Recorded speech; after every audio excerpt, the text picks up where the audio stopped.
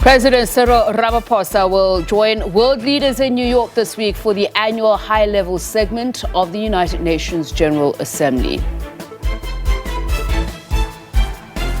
The South African Reserve Bank's Monetary Policy Committee set to announce its interest rate decision this coming week.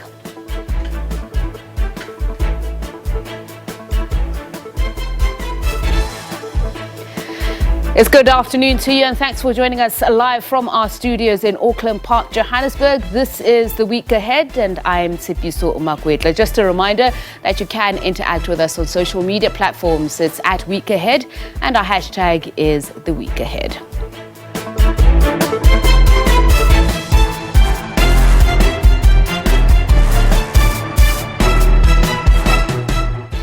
We start with a story. At least 12 households and a guest house have been gutted down by a runaway fault fire in Palabora, Limpopo. Scorching high temperatures are believed to have sparked the fire in the bushes, which spread to nearby houses.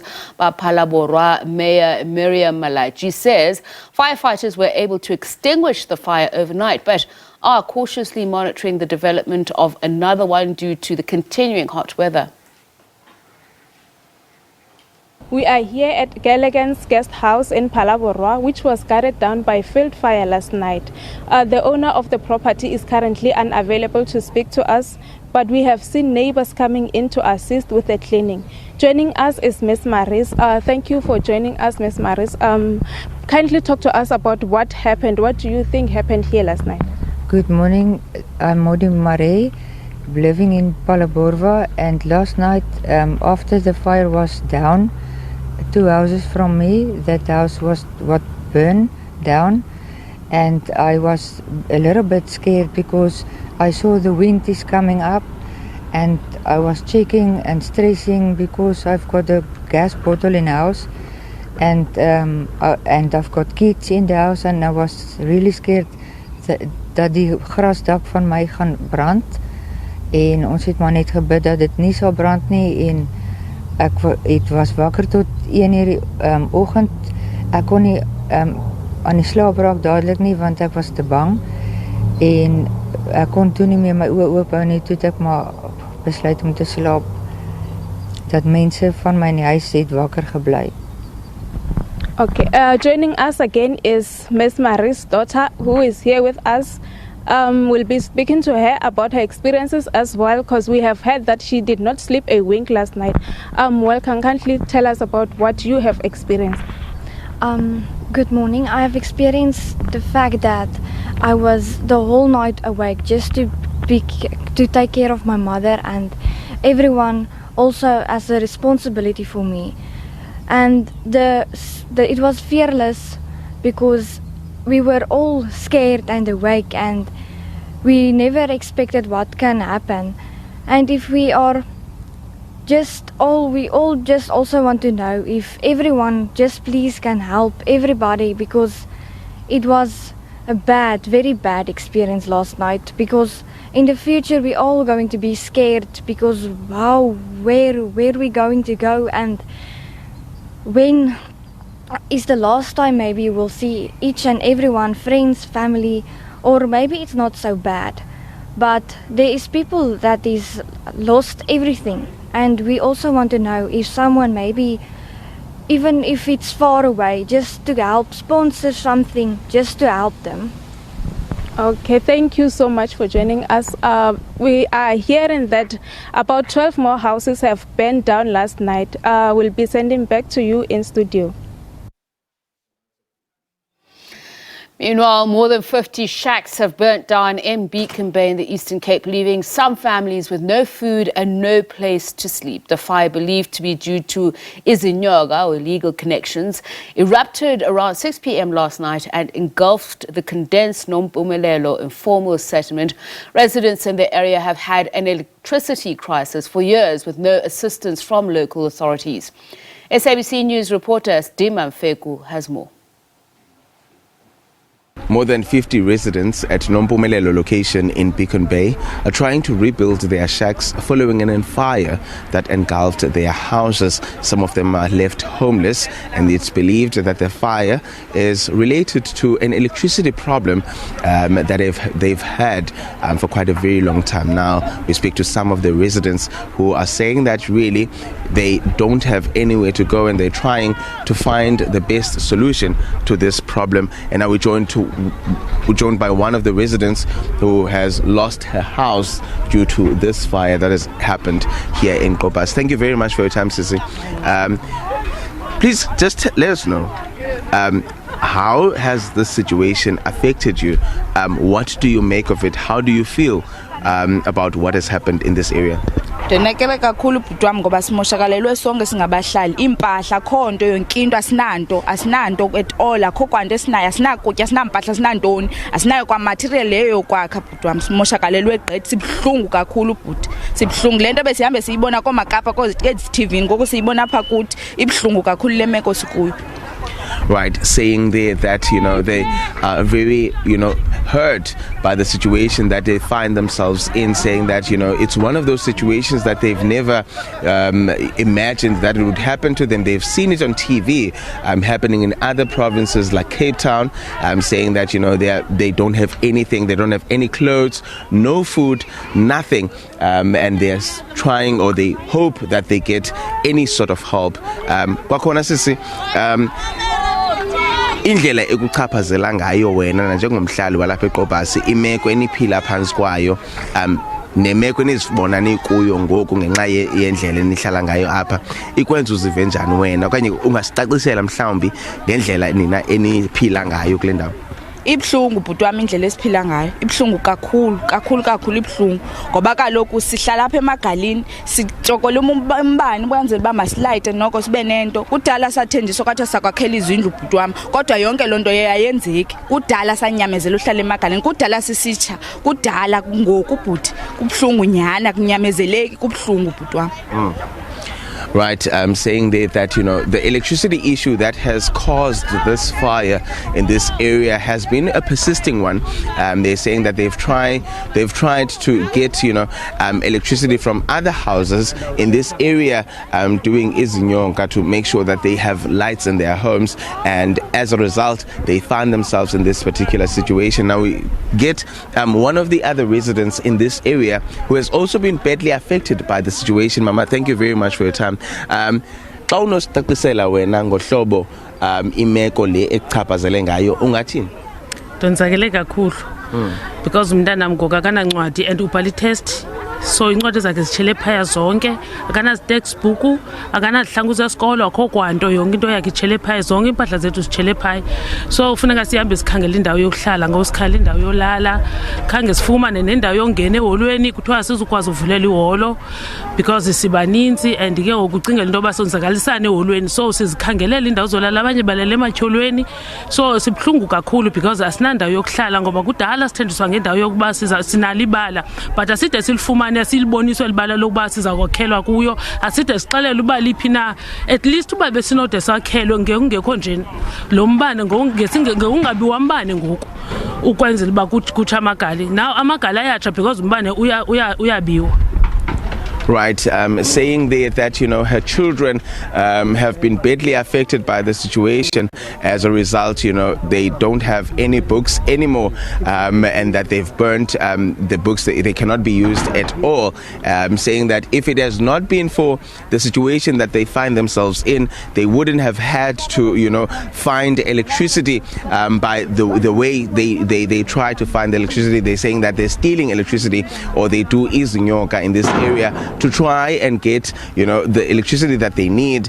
And they're saying that if it was not for the situation that they find themselves in, they wouldn't have had to go as far as doing that. She's saying that when they were trying to get refuge from the hall and the community hall around the area, they were not allowed into that particular hall, and they're saying they need all the assistance that can be made available to them at this particular point in time. We're still trying to get in contact with the municipality as well as the disaster management in the Buffalo City Metro to get to find out really what interventions they have in place to try and assist the people of Obasi, officially known as Nompumelelo in Beacon Bay in Eastland. And then for now, it's back to you in studio. The South African Reserve Bank's Monetary Policy Committee is set to announce its interest rate decision this coming week. In July, the committee left interest rates unchanged after 10 hikes in 21 months aimed at cooling inflation. 3 members voted to keep the repo rate unchanged at 8.2%, while 2 wanted an increase of 25 basis points. This leaves the prime lending rate at 11.75%. And for more on this, we speak to Director and Chief Economist at Econometrics, Dr. Jameen. Dr. Jameen, a very good evening to you. Thank you so much for taking the time to speak to us. The Reserve Bank governor at the last meeting were responding to questions about whether the interest rates are peaking and whether the hiking cycle is over, gave a resounding no to this question. Do you think consumers ought to brace themselves for an interest rate right now? It is possible that the Reserve Bank may decide to increase interest rates further, but at the moment, I think the consensus view is that they are just going to leave the interest rates unchanged. And I think the main factor contributing towards such a decision is the fact that in the last couple of months, the actual inflation rate has fallen quite sharply. The latest official figure is now 4.7%. More importantly, the figure excluding the volatile food and fuel prices has also come down from 5 to 4.7% as well. And so that's very close to the Reserve Bank's midterm midpoint of the inflation target between 3 and 6%. It's really targeting 4.5%. And on top of that, earlier this week, we received the outcome of the Bureau for Economic Research Inflation Expectations survey, which showed a sharp decline in expectations of what inflation will do. And that's the first time these are quarterly surveys, it's the first time in 2 years that we've actually had the inflation expectations coming down rather than up. They came down from 6.5% to 6.1%. So they're moving in the right direction. And the Reserve Bank for many months now has been saying that it is focusing on those inflation expectations because if they're too high, then that feeds through into making it more difficult to bring down inflation and therefore necessitates higher interest rates.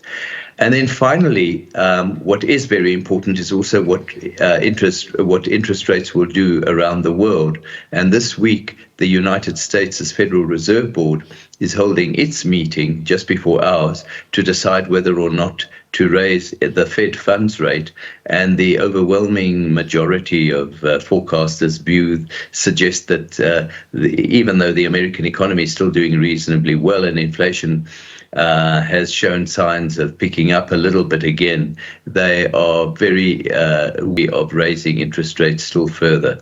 So all those factors together make for a situation in which the Reserve Bank will probably leave the rate unchanged. But why I say it's not impossible that they will hike rates, we've had a sharp petrol price increase, and the fall in inflation that we've seen in recent times will be reversed next month and the month thereafter.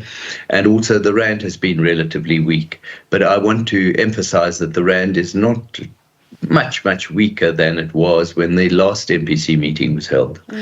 Okay, so Dr. Jameen, you obviously mentioned quite a number of factors, and I want to go back to the tone of the last MPC meeting. Some of your colleagues have said the tone will continue to be hawkish. In fact, some saying that we will possibly see interest rates hikes in early January. But just going back to around about this time last year, some economists were actually saying that we will see the interest rate hike cycle peak around about November, December.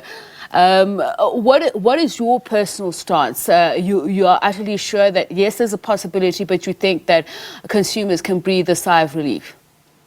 I do believe I don't know whether they can breathe a sigh of relief, bearing in mind that interest rates are 4.75% higher than they were 2 years ago. But I think my own view is that we're going to see current interest rates remaining where they are for several months to come. There were people who were talking about interest rates coming down before the end of the year a few months ago. I don't see that happening either. So my own hunch is that we'll see interest rates remaining where they are right now, unless, of course, the rand takes a sudden turn for the worse. And that's not impossible. There are people who are very, very scared of what is happening to government finances, and some of the ANC policy pronouncements which suggest that the government is going to abandon discipline on its expenditure and just start spending on a national health insurance scheme, a basic income grant, extending the current special grant for people, and also persisting with granting public servants big wage increases, and then also having to spend on bailing out very, very deeply troubled state-owned enterprises who need a huge injection. And some of the key upside risks that we've seen, the volatile oil prices, the agricultural sector, for instance, and also exchange rates. What do you foresee in the coming months? And you mentioned what is happening in the US. Some have said the discussion right now, really a focal point is the issue of a recession in the United States, even though some believe it may be slow burning. But I'm just wondering, given that they are one of our significant export partners, how much is all of that going to impact us over the next couple of months? Quite clearly, these factors are very important to take into account over the next few months. But the Reserve Bank has to convey a sense of caution. That's why there's no way they're going to cut interest rates anytime soon. But at the same time, the fear of recession in the US is precisely why people are saying that they're not going to raise interest rates there any further. And in South Africa, there is the risk that if the US goes into recession, our exports will tumble, we'll run a big current account deficit, and the rand could come under additional pressure. But the currency is incredibly weak already. And so there's the countervailing view that says that much of the bad news has already been built into the current exchange rate. You buy very little overseas with your rands at the moment. And so it's that gives people a little bit of hope that we're not going to see any further major depreciation in the rand over and above what we've already had. And under those circumstances, it might pay the Reserve Bank just to wait to see how some of these other factors, you mentioned oil prices, how they pan out in the future. They are volatile and they can go down as much as they can go up. So it may just be premature now to rush ahead to increase interest rates yet again. I'm just thinking consumers are severely constrained, and I think data suggests that next month we could see oil prices, fuel prices increasing by something up to 80 cents per litre. And the Reserve Bank governor saying just after that MPC meeting that he does concede that inflation targeting is a blunt instrument, but if people could suggest anything more effective, they should suggest that. Is monetary policy easing the way to go if we're going to encourage growth and create more jobs? Clearly, monetary policy is not the be-all and end-all. The Reserve Bank has its own mandate to try and keep inflation down and the currency relatively stable.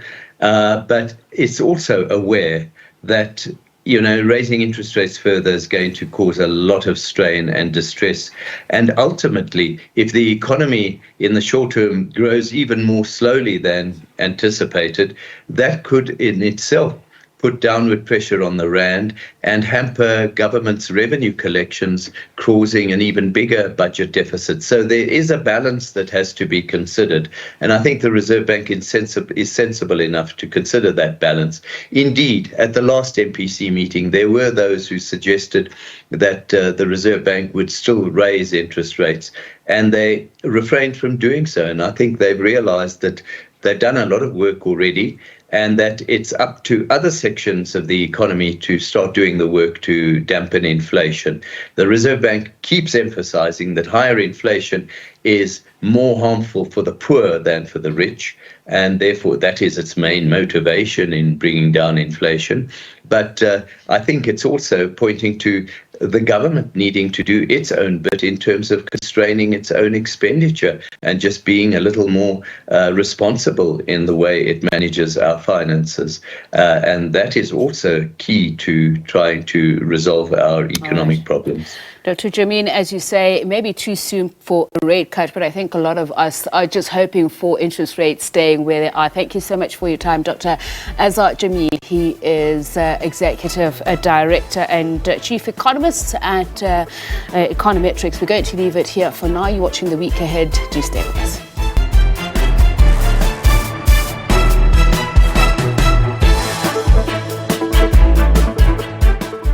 Welcome back. You're watching The Week Ahead. Various establishments along the Cape Peninsula coastline have suffered extensive damage due to high seas and spring tide. Waves battered the Brass Bell restaurant at Kalk Bay and also affected the local theatre. We cross now to our reporter Corbin August for more on the story. Good day to you and to the viewers at home. We are crossing to you now from one of the restaurants here in Kalk Bay, in Cape Town, in the Southern Peninsula, where they have seen some damage that has been caused by the adverse weather conditions that has been affecting various areas along the coast in the Western Cape. A number of areas have seen high swells, high waves with the high spring tide, and some of the areas, some of the restaurants that have been damaged have reported frames that have been washed, that have just been completely destroyed and washed away, roof damage to tables. And right now we are standing at Kalk Bay in the Brass Bell restaurant, and we are going to be chatting right now to the General Manager of Kalk Bay, Mr. James Olkers, just to talk to us a bit more about the damage that was caused yesterday and about what's being done to repair and go forward. James, thank you so much for taking time to talk to us. Pleasure, thank you very much. So, James, perhaps let's just start with the incident that happened yesterday. Just talk us through what you saw and what you experienced. Yeah, no problem. With spring tide, we were aware that there were warning signs going out that the tides were going to be high. So we took some decisions along the front-facing part of the restaurant to move some of the tables to the side and advise guests to move away from the windows.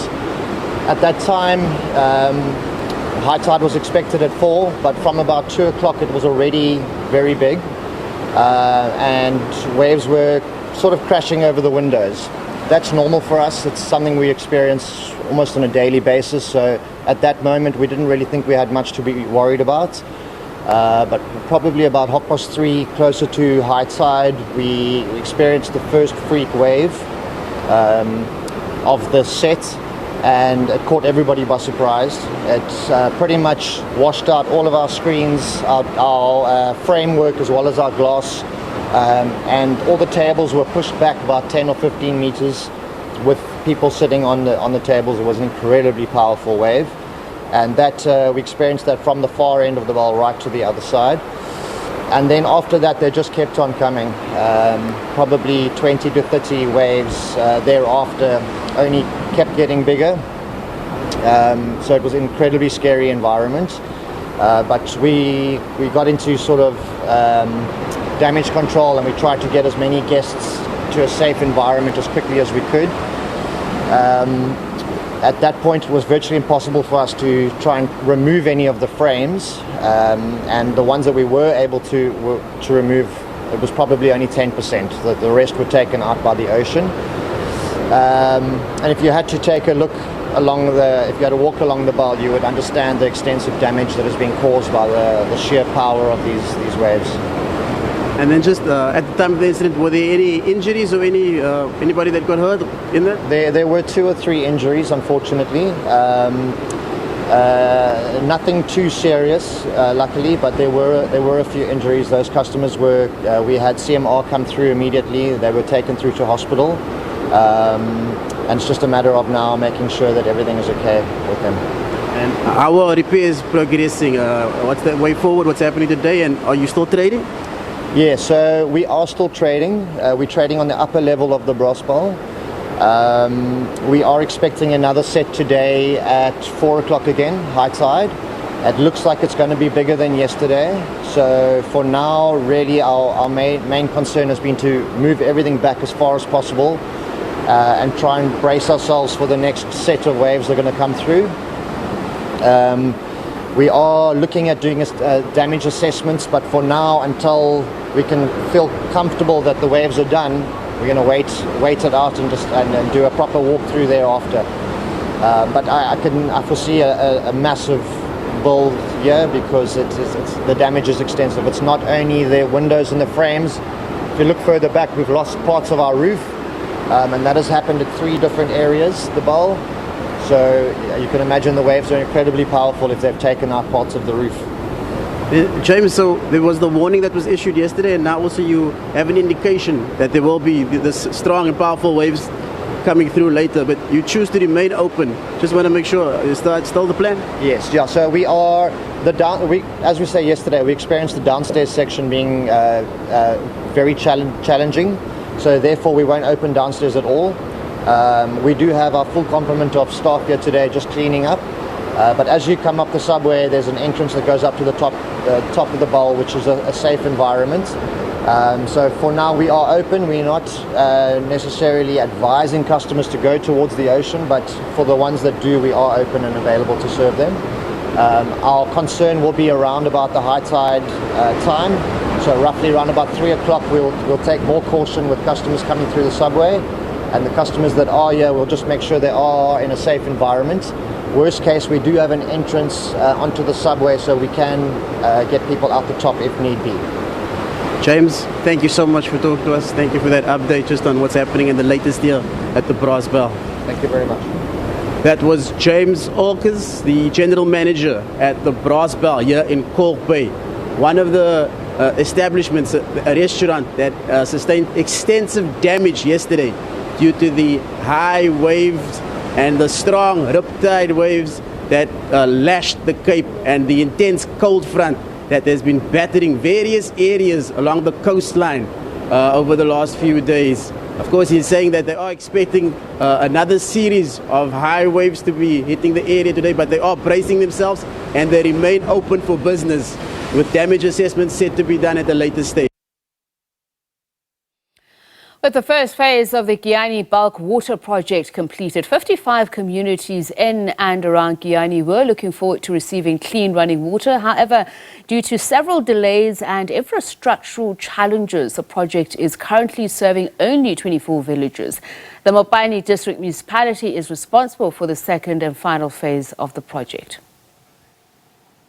The Nsami water treatment plant, teeming with water. This is part of the Giyani bulk water project and a structural component of the 4.5 billion rand Nandoni bulk water supply for Giyani and surrounding villages. The completion of the first phase was something to celebrate. However, old infrastructure such as underground pipes and reservoirs that have seen their better days have been a major hurdle. Only 24 villages are currently benefiting from just over 9 megaliters of clean and safe drinking water every day, albeit inconsistently. There's no water yet here in my village. Some depend on underground water. Some of us buy water from people with donkey carts. It is hard, we don't have enough water. Sometimes we don't have to wash our clothes, so we can save the little that we have. The Mopani District Municipality says load shedding has also been throwing a spanner in the works. I must also indicate there are some difficulties. One is that as and when we are busy with refurbishment here, the water treatment works is not working optimally.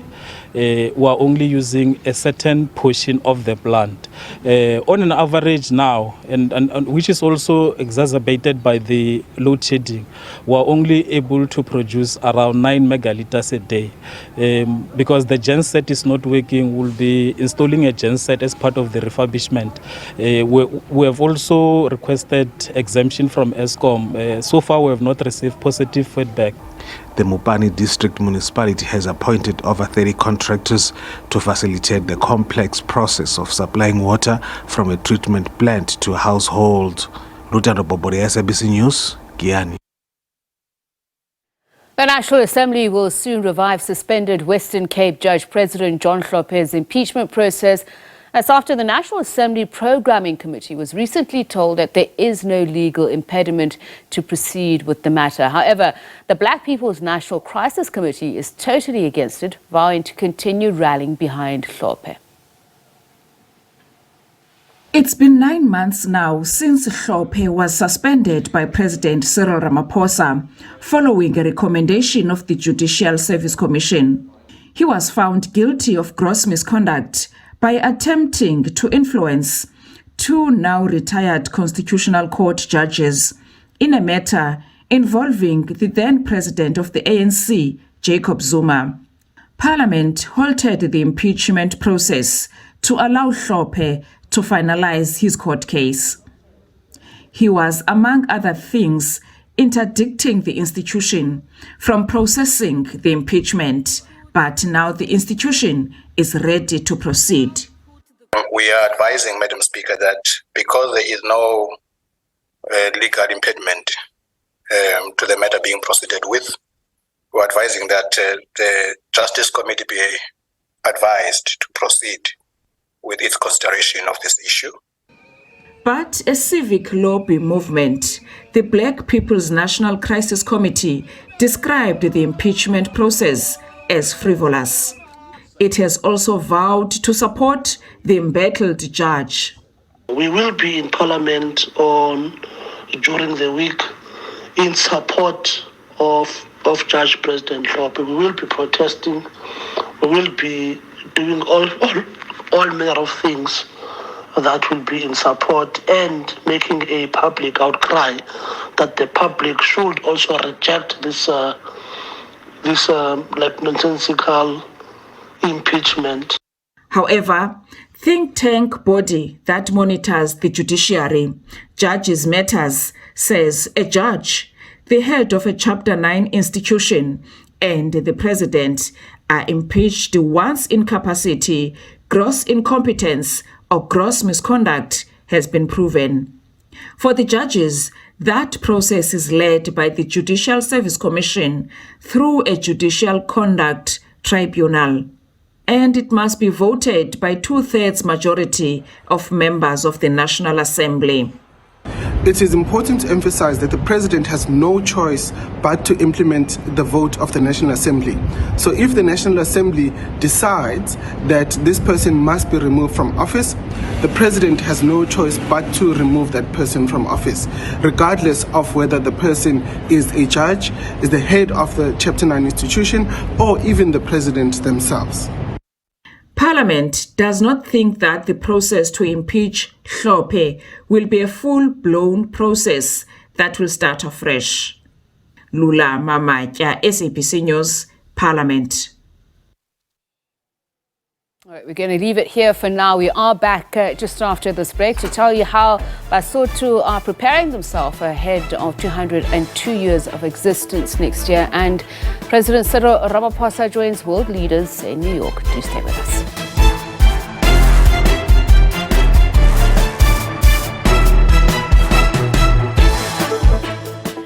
And welcome back to the week ahead as the Basotho nation gears itself up to celebrate 202 years of existence next year. The Performing Arts Centre of the Free State is set to blaze the stage with a play that looks at the establishment of this proud nation. Tababu Si explores the culture, traditions and nuances of Basotho through song, poetry, prose and dance. Its cast say audiences will take many lessons on the history of the Basotho people. Mount Tababu Si, the birthplace of Basotho people, Founded by Morena Moshoeshoe I in 1820, the establishment of the Basotho Kingdom is now being showcased in the stage play Tababu Si. The musical is a breathtaking bilingual English and Sesotho choreo poetry stage piece.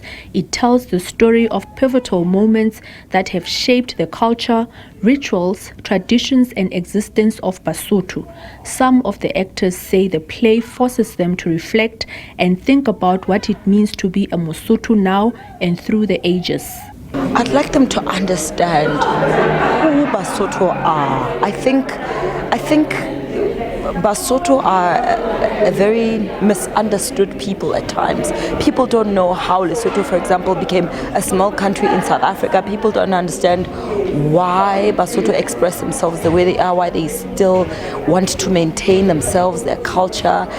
And I think it's really important that we get to that understanding. I'm playing the lead role of Moshoeshoe the First.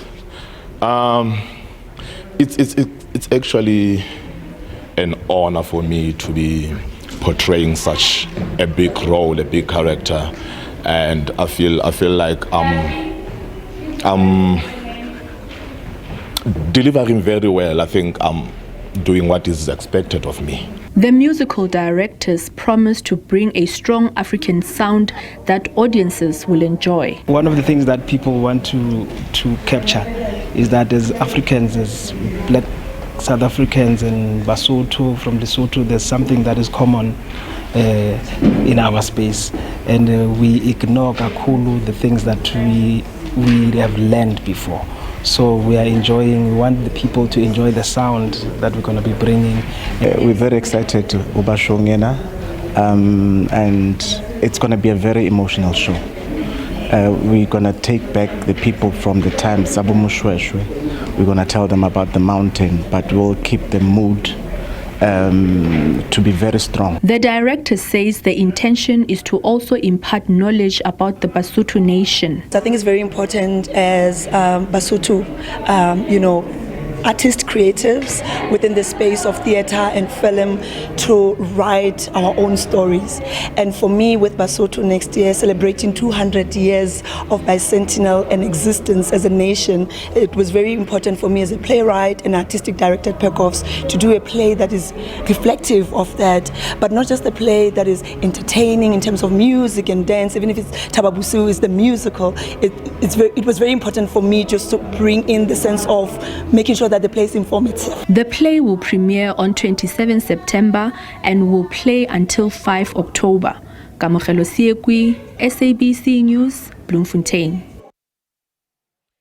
President Cyril Ramaphosa will join world leaders in New York this week for the annual high-level segment of the United Nations General Assembly.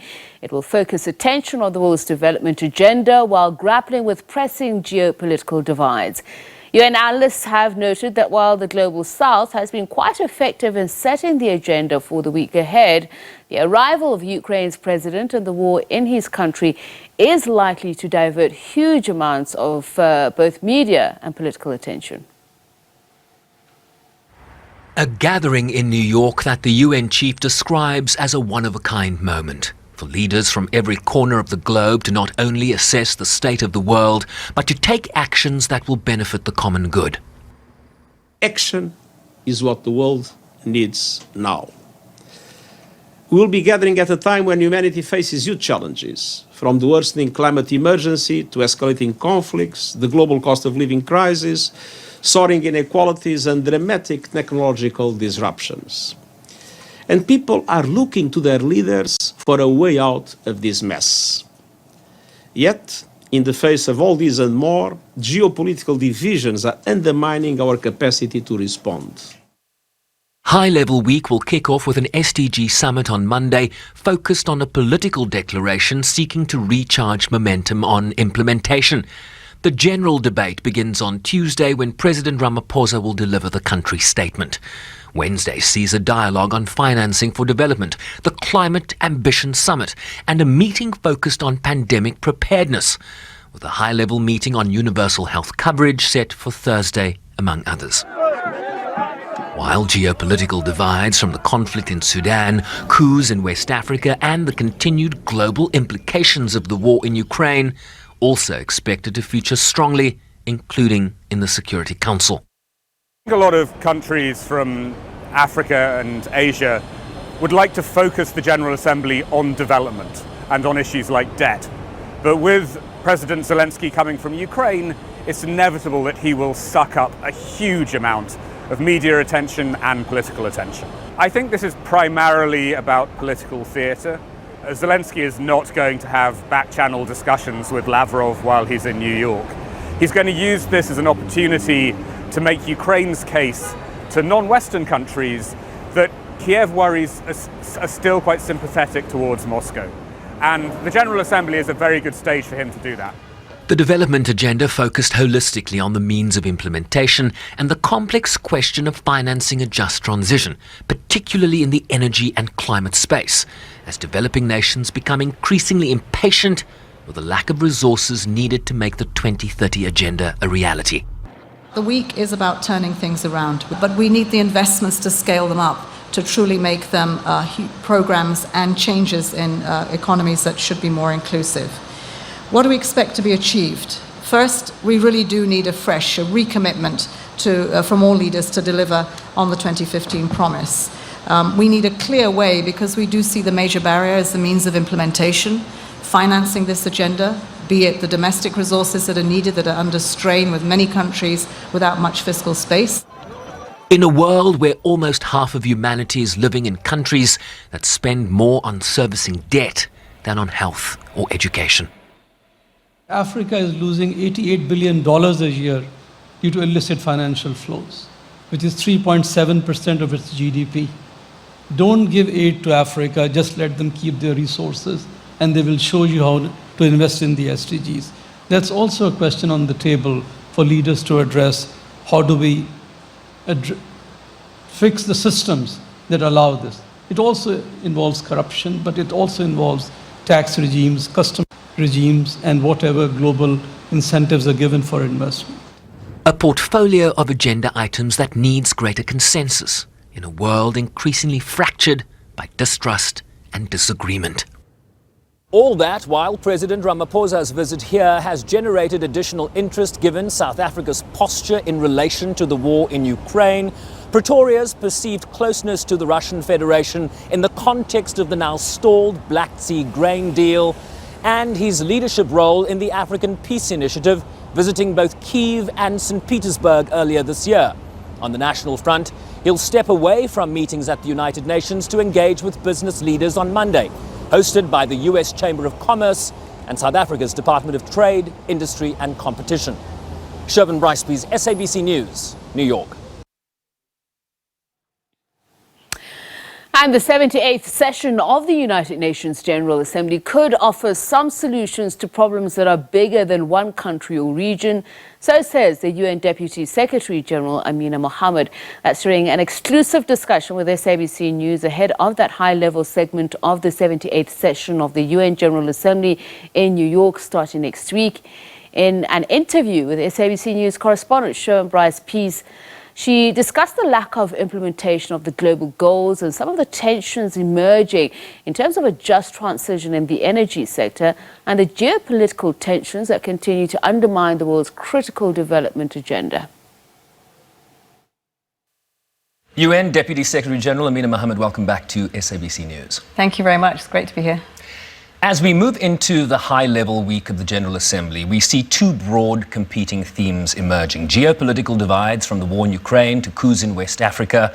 The conflict in Sudan comes to mind. And then the very broad developmental agenda and a key SDG summit which seeks to reinvigorate momentum on implementation that continues to lag at the midway point of the 2030 development agenda. You say that the United Nations was designed specifically for moments of challenge like those before us. And yet there are very real doubts, DSG, that this institution, in its current form, can meet this moment. How do you thread this needle? It's tough, but we don't give up on hope, right? I mean, this was a very ambitious agenda at a time no one thought we could make the transition from a set of MDGs, 8 of them, that were pretty narrow, but they did galvanize a collective response to something that's much deeper, that talks about people's economies, people's governance systems, the planet itself, and the crisis that we're going through. So it was never going to be an easy lift. Halfway through, it really is sobering. I mean, the targets that are being met globally, 15% is miserable. And then we are exacerbating this with the crises that you talk about. However, there are signs that in spite of that all, efforts are being made and things are happening. And what we need to do is to come back here and have an honest conversation on how we're going to keep the promise in the second half. And there are indications of that where we're seeing the frustrations and the voice of Africa actually out there now. It was before very muted. Now it's out there. It happened at the Africa Climate Summit, where everyone is saying, look, we have solutions to offer. This is not just a charity case. Investments are what are needed, and this is where we need the investments. We need them in energy. We need them in food systems. We need them in education. So people are being very specific, and I think that sort of sobering moment of how far off track we are could, at this moment of crisis, which is what we're set up for, provide the impetus to get it right. The issue of multipolarity appears to be the new buzzword on the geopolitical stage, particularly in the context of growing geopolitical mistrust driven by the big powers, Russia, China, the United States. And yet, we have a United Nations that is built on the principle of consensus that is increasingly hard to achieve. We often hear from people like yourself the urgent need to build trust, cohesion, solidarity among member states. But how do you get there in practice when national self-interest and sovereignty continues to show themselves as major obstacles to that consensus? I think the international impetus to do something has always been in one's national interest. What we have to do is to find common ground in those national interests that will get us back in this town hall to have these discussions.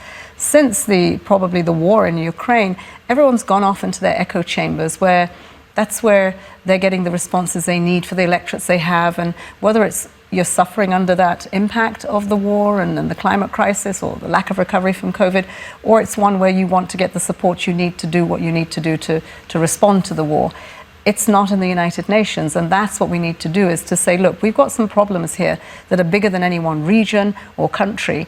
And it has always been that way. And that's why we have these discussions here. They're not comfortable discussions. You're not going to like hearing some of the stuff that you hear, but you have to hear it in order to find a solution to solve it. And maybe in this opportunity of the 78th, we can achieve that. And I'm hoping that with the number of heads of state and government that we have coming, the fact that everybody's going to be reminded about the SDG promise, that we can garner some support for humanity and what everyone's facing, which is really,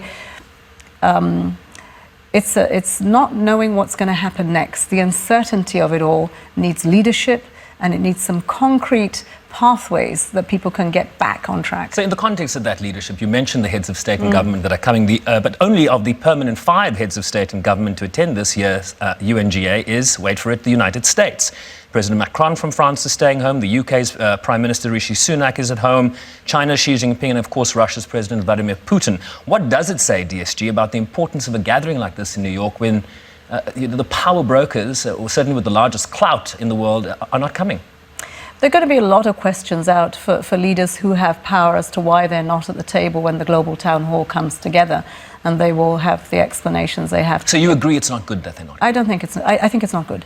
I think that when the P5 don't turn up for a meeting of this importance, it's not just a general debate.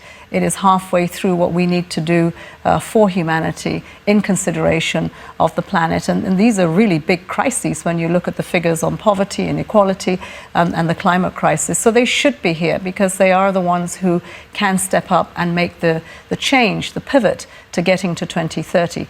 Having said that, there are 193 states, and there are heads of state and government of countries, small with loud voices, who can move people to action. And, you know, we have great women like Prime Minister Mia Mottley from Barbados, small island, big voice, has put those issues in front of people, where the big leaders have come up to the table. You'll see in the G20 declaration that those issues have been acknowledged. We now have a hook. We can take this forward in the discussions that we have next week. And, you know, we will miss our big leaders, but the show will go on.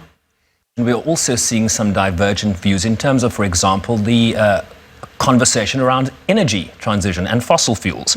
One of the key meetings next week is a climate ambition summit, and part of that is this race, right, to eradicate fossil fuels from the planet. But countries like South Africa are claiming energy poverty and the need to use natural resources, including new oil and gas exploration, to strengthen the economy and build the energy security they seek. How do you respond to that sort of narrative?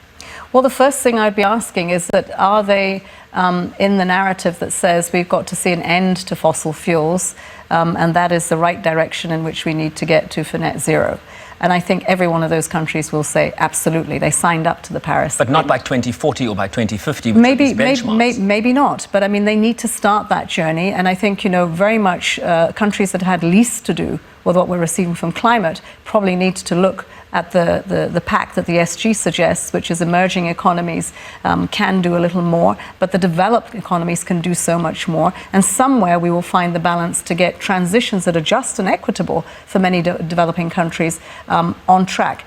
You know, once you start that 10, 20, 30-mile journey, if you can accelerate halfway across, it may be that we make those lines. We've just got to start, and we've got to do less talking about what is not appropriate and more about what we can get done. Because right now, we're reversing. We're not going forward. And we really need to get forward on those. But isn't exploring for new oil deposits reversing? Let me tell you what South Africa's Mineral Resources and Energy Minister Gwede Mantashe says. Quote, "We can't be only about decarbonization. We must deal with energy poverty. We must never allow ourselves to be encircled by the developed nations who fund lobbyists to put our country's developmental needs against their own self-serving protection of the environment. Our country deserves an opportunity to transition at pace and scale determined by its citizens." I mean, that's pretty specific stuff. It very much counters the narrative coming out of the UN. It's very specific, but you have conversations on energy security today. You have some of our Security Council members who are putting out 100 new, signing up 100 new exploration licenses in their territory. These are for countries that are already developed. I think that we have to listen to what developing countries are saying. I think that there is a lot of justification to say, yes, my citizens come first. After all, that's why they're elected to government, to take care of their interests. However, I do think that in the green transition, we need to look for those resources that would allow that greener transition to happen faster. In the case of the just transition in South Africa, those resources were not forthcoming as quickly as they thought they would be. And by the way, when you're looking at developing countries without the infrastructure to make these transitions really fast, they could leapfrog if they got the resources for the green transition. Yeah, the SDG. If they don't, it will take much longer. All right, that's where we leave it for today. Thank you so much for joining us here on SABC News Channel. Do enjoy the rest of your viewing here. We are back again next week. Until the next time, goodbye.